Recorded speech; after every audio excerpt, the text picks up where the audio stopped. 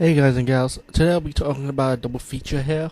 I want to talk about the movie Waxwork 1 and Waxwork 2, Lost in Time.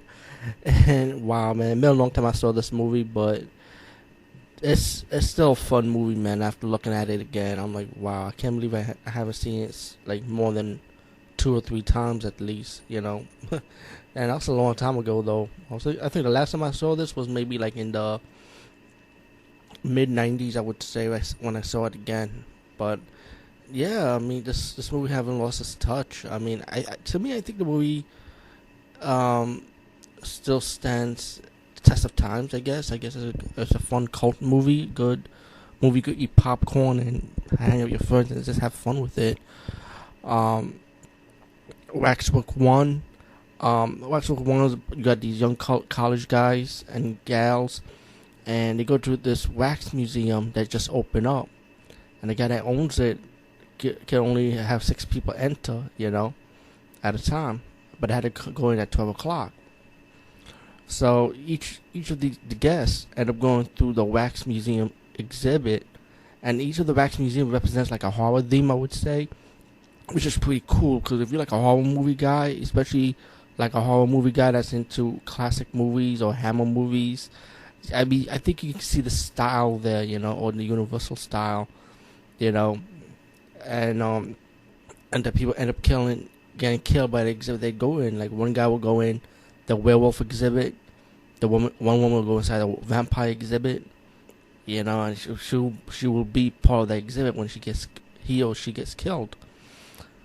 And when the movie progresses, you find out that you got the police jumped in when they get an investigation on it, and then when the police entered the wax museum, guess what? They end up getting killed because they were doing their own investigation. The lead guy, you may recognize him as the boyfriend of the villain from the Supergirl movie with Helen Slater in it. You might recognize his face mostly for that, but he been around a lot. That guy, but I forgot his name though. But I know he's been in a lot of stuff. Um, Besides that, I mean, and then you get people that, like I said, anyone who gets in the way of this guy who owns the wax museum will get killed pretty much, and you get more guests coming in, gonna get killed. Meanwhile, you got the boy, the lead hero, and the heroine, the shy, innocent girl type of heroine. Um, they have to work together to do an investigation on their own, like what's going on, and the movie leads up to the hero's history with his grandfather. He finds out more about his friend and more about the guy who owns the wax museum, like who he really is. And then you find out pretty much that this guy needs souls to waken the wax museum up to pretty much rule the world type of thing, I would say, to let these creatures out, because they're kind of like demons if you think about it. That's what I think, my opinion. And you get your epic battle scene at the end of it, and then yeah, I mean it's really good. I mean, I don't want to spoil too much, but you get good kill scenes, good blood and gore. I mean, it's horror, but it's more like a like comedy element, black comedy, without taking itself too seriously. Like the movie learns to have fun with it. I mean, that's like my opinion. So yeah, I said Waxwork. Definitely check it out, man, without a doubt. Waxwork 2, Lost in Time, and of course this is a double feature review I'll be doing. Um, you know, I, this movie is one fun movie. Again, I think I mentioned in the past video blog that when you talk about underrated horror sequels, or maybe horror / comedy sequels, this should definitely be on you should have a movie. Like, I think this movie should be on the list. I didn't mention this movie, but after seeing this again, yeah, this movie should be on the list. So hopefully one day I might do a special video blog about it, about underrated horror sequels that should get mostly mentioned or just talked about. But I'll do that one day. Sorry for the gibberish, but let's fast forward. Waxwork, man. I mean, definitely a sequel to follow up to the first movie. Spoilers: if you saw the ending for the first movie, you saw the severed hand that escaped the wax museum, and and then this time you got a different girl playing the heroine in this one, because this was done in '92, by the way.